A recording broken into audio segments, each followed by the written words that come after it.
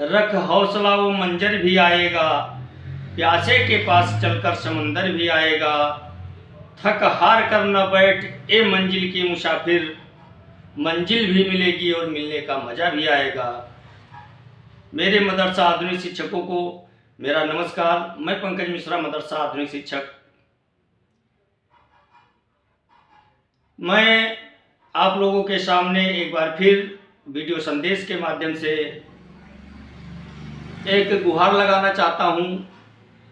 जैसा कि अभी मैंने कहा कि रख हौसला वो मंजर भी आएगा, प्यासे के पास चलकर समंदर भी आएगा। थक हार कर न बैठे मंजिल की मुसाफिर, मंजिल भी मिलेगी और मिलने का मज़ा भी आएगा। ये कहावत हम लोगों पर इस समय बहुत सटीक बैठती है। हम आप लोगों से कहना चाहते हैं कि नर्वसता तो है हम लोगों के अंदर, लेकिन हार कर बैठ जाने से मंजिल नहीं मिलेगी। संघर्ष ही हमारा नारा है और संघर्ष करते रहना है हमको। संघर्ष केवल फावड़ा चलाने को नहीं कहते हैं, ईंटा गारा ढोने को नहीं कहते हैं, एक काम को संघर्ष नहीं कहते हैं। संघर्ष आप किसी भी क्षेत्र में करें वो संघर्ष कहलाता है। आप कैसा भी कार्य करें वो संघर्ष ही है, और संघर्ष ही जीवन है। जीवन का अर्थ ही संघर्ष है। और हम लोग इस समय विपत्तियों का सामना तो जरूर कर रहे हैं, लेकिन जैसे ये पंक्तियां बोली गई हैं, ठीक इसी तरह से हम लोगों को किसी दिन सफलता भी मिलेगी, ये हम लोगों की आशा है। इसी पर मैं दो लाइन और कहना चाहता हूं कि लोहा जितना तपता है उतनी ही ताकत भरता है। लोहा जितना तपता है उतनी ही ताकत भरता है। सोने को जितनी आग लगे उतना ही प्रखर निखरता है।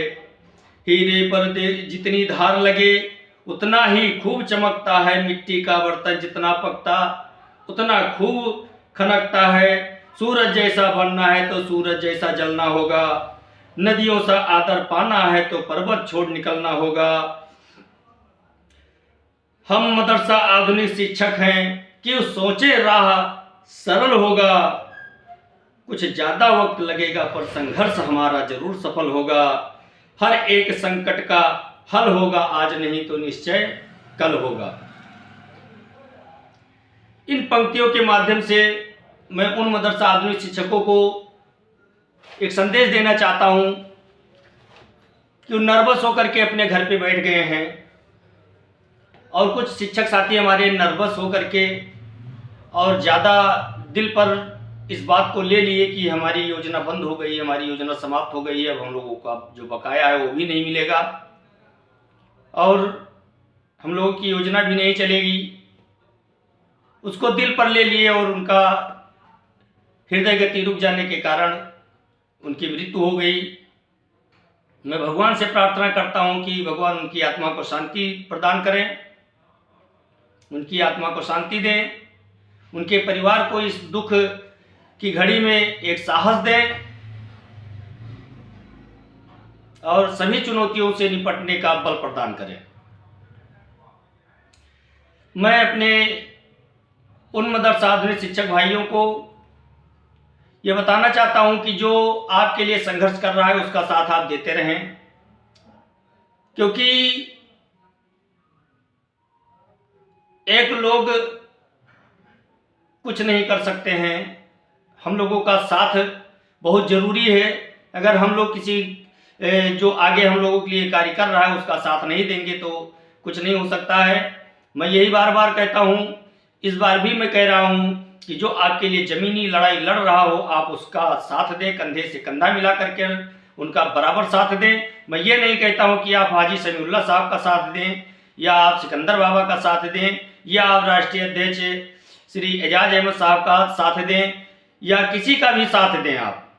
ये आप डिसाइड करें कि मेरे लिए कौन कार्य कर रहा है, आप उसका साथ जरूर दें जो आपके लिए कार्य कर रहा है। मैं किसी विशेष व्यक्ति की बात नहीं कर रहा हूँ, मैं सभी की बात कर रहा हूँ।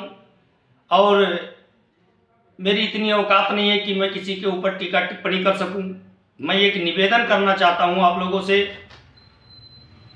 कि अभी कुछ समय बचा हुआ है, कुछ सांसें हम लोगों की चल रही हैं। जितने मदरसा आधुनिक शिक्षक हैं इस समय उनकी स्थिति कोमा जैसी है, जैसे पेशेंट कोमा में चला जाता है, उसकी सांसें चलती रहती है, ना वो देख पाता है, ना बोल पाता है, ना कोई प्रतिक्रिया कर पाता है, केवल उसकी सांसें चलती रहती हैं। ठीक उसी प्रकार से हम लोगों की स्थिति इस समय से है और इस समय की मांग है कि हम लोग संगठित होकर के एक हो जाएं और एक होकर के इस लड़ाई को इतना मजबूत कर लें कि हम लोगों को कोई हरा ना पाए। इसलिए मैं आप लोगों से बार बार ये निवेदन करता हूं कि एकता में बल होता है, अनेकता कमजोरी का लक्षण होता है। और आप लोगों से मैं कहना चाहता हूं कि आप लोग घर से बाहर निकलें और जो हमारे लिए लड़ाई लड़ रहा है उसका हम साथ दें। मुसीबतें सबके ऊपर हैं। कुछ शिक्षक साथी हमारे ऐसे भी हैं कि जो बहानाबाजी ही केवल करते रहते हैं और हमारे जो शिक्षक नेता हैं वो भी थोड़ा नर्वस हैं, लेकिन ये मुझे पूर्ण विश्वास है कि आप लोगों की मेहनत रंग जरूर लाएगी और हम लोगों को सफलता जरूर मिलेगा। क्योंकि एक संकेत हम लोगों को मिल रहा है, जो हम लोगों का बकाया था, जो शिक्षक साथी रीट दायर किए थे श्री एजाज अहमद साहब के नेतृत्व में, जो कोर्ट गए हुए थे। कोर्ट ने एक बार पहले ही आदेश दे दिया है, लेकिन सरकार नुकुर कर रही थी, इधर उधर के बहाने ढूंढ रही थी। सरकार ने अपना हलफनामा दायर करने में बहुत समय लगा दिया और अभी भी वो बहाने ढूंढ रही है, लेकिन कोर्ट ने उनको साफ साफ कह दिया है कि 13 तारीख को अगर आप डेट मांगेंगे तो भी आपको डेट नहीं मिल पाएगी और 13 तारीख को हम फैसला सुना देंगे। और ये फैसला ये मान के चलिए मेरे दोस्तों कि हम लोगों के पक्ष में आने वाला है और इस फैसले को सरकार दोबारा चुनौती देती है नहीं देती है देखने वाली बात होगी। और इस फैसले को सरकार कितने दिनों में अमल में लाती है ये भी देखने वाली बात होगी। ये तो भविष्य की बात है, लेकिन जो सामने दिख रहा है मैं उसके बारे में बात करना चाहता हूं। हमारे पास दो ही रास्ते हैं, एक कोर्ट का और एक संघर्ष का। कोर्ट में जाने के लिए हमको पैसे की आवश्यकता है, वो मेरे पास है नहीं। रही बात संघर्ष की, संघर्ष हम कर सकते हैं क्योंकि शारीरिक संघर्ष करना है, किराया भाड़ा लगेगा, खर्चा पानी लगेगा। तो जो हम कर सकते हैं उससे पीछे क्यों हटें? वो तो हम बराबर करते रहे।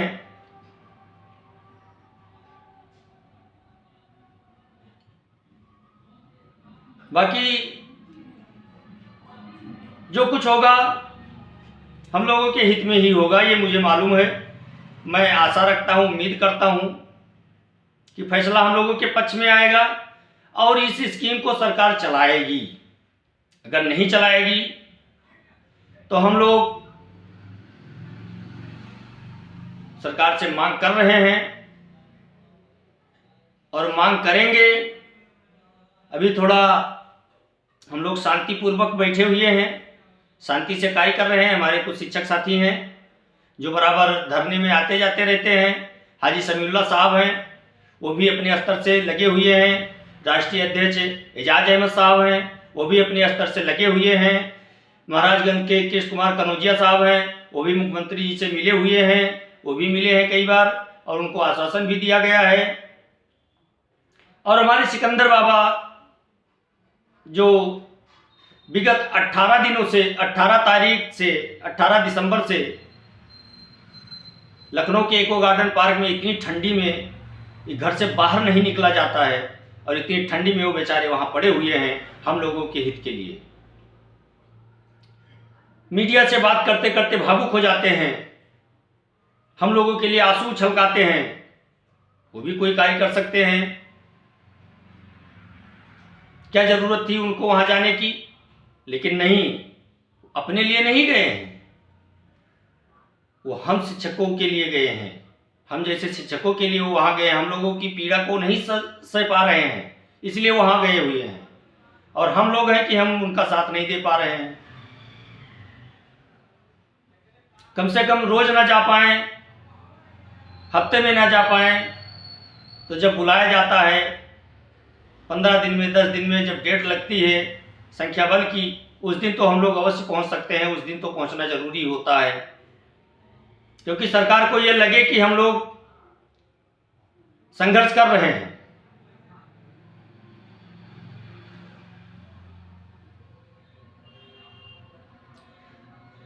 अब हम लोग कुल तरफ से लड़ाई लड़ रहे हैं। जितने रास्ते हैं, सभी रास्तों पर अलग अलग तरीके से लड़ाई लड़ी जा रही है।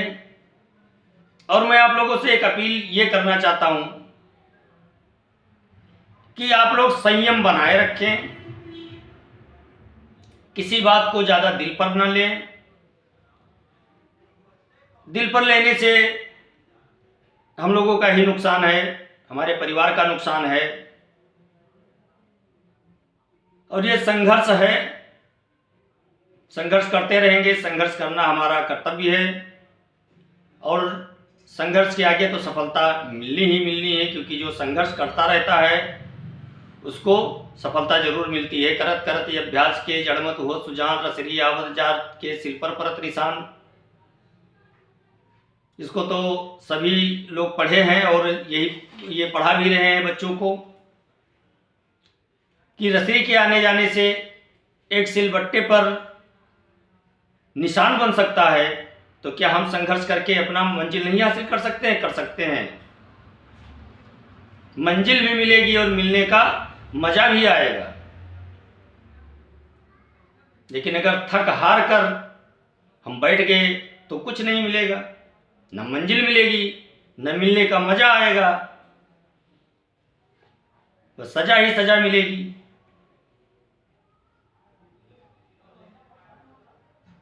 और आप लोग जागरूक हैं, जानते हैं सब कुछ, बताने की तो कोई आवश्यकता ही नहीं है। इसलिए मैं आप लोगों से ये कहना चाहता हूं कि अभी लगभग 1 हफ्ते 10 दिन में हमारे 4-5 साथी इस दुनिया को छोड़कर चले गए, क्योंकि उन्होंने इस बात को अपने दिल पे ले लिया। और हार्ट अटैक से 5 की मौत हुई है। जो परसों एक शिक्षक साथी हमारे एक्सपायर हुए हैं, उनकी किडनी खराब हुई थी। बाकी 4 की मृत्यु तो केवल हार्ट अटैक से ही हुई है। तो किसी बात को दिल पर ना लें, बुरा समय है, निकल जाएगा। ये जब चक्र घूमता है तो चारों तरफ से घूमता है। जब विपत्तियां आती हैं तो चारों तरफ से आती हैं, लेकिन इस विपत्तियों का अंत भी होता है। जो बहुत होता है वो कम होता है, जो कम होता है वो बहुत भी होता है।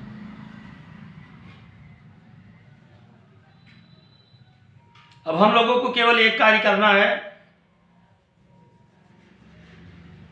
कि सबको एक साथ आकर के मैदान में इकट्ठा हो जाना है। अभी 22 तारीख को अयोध्या में भगवान श्री राम की मंदिर का उद्घाटन है। उसका हम लोग इंतजार कर रहे हैं, उसका इंतजार करेंगे। उसके बाद में 1 तारीख का ऐलान होगा, हम लोगों की मीटिंग होगी। उस मीटिंग में समय बताया जाएगा। उस समय में आप लोग इकट्ठा हों।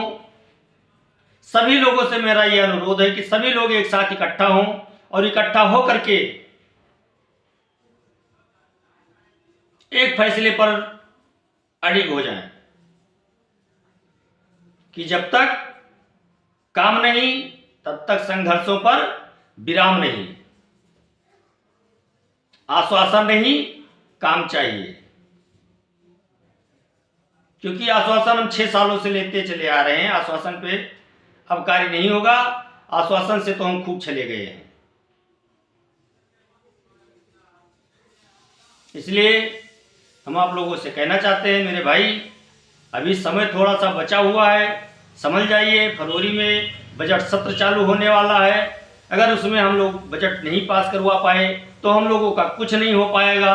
फिर हम लोग एक कोरा कागज की तरह हो जाएंगे और इतिहास के पन्नों में गुम हो जाएंगे और कुछ नहीं कर पाएंगे हम। इसलिए आप लोगों से मैं अनुरोध करता हूं कि मेरे शिक्षक साथी, आप लोग एकदम तैयार रहें, अलर्ट रहें अपनी लड़ाई को मजबूती से लड़ने के लिए। और भगवान ने चाहा तो हम लोग ये लड़ाई जरूर जीतेंगे। और मुझे पूर्ण विश्वास है कि हमारे हाजी समीउल्लाह साहब, हमारे राष्ट्रीय अध्यक्ष एजाज अहमद साहब, कृष्ण कुमार कनौजिया साहब, सिकंदर बाबा, सभी लोग मिलकर के इस लड़ाई को सफल जरूर बनाएंगे। और इस लड़ाई के बल पर हम फिर वही मदरसे में जाकर के और अध्यापन कार्य और उससे दुगना शक्ति के साथ करेंगे और बच्चों के हौसले को बरकरार रखेंगे और अपने बच्चों को भी भविष्य बनाने का प्रयास करेंगे। और आप लोग बिल्कुल तैयार रहें, क्योंकि 22 के बाद एक मीटिंग किया जाएगा। मीटिंग के बाद में समय का निर्धारण किया जाएगा। उसके बाद जो कुछ फैसला संघ के द्वारा लिया जाएगा उस फैसले पर हम लोग अडिग रहेंगे, उनके दिशा निर्देश पर कार्य करेंगे। और ये मान के चलिए कि संघर्ष के बिना कुछ नहीं हो सकता है। संघर्ष करना हमारा काम है और संघर्ष हमको करना है, एक साथ मिल करके करना है। इसी के साथ मैं ये आशा करता हूं कि आप लोग मेरे बातों का समर्थन जरूर करेंगे। नमस्कार, जय हिंद, जय भारत, भारत माता की जय।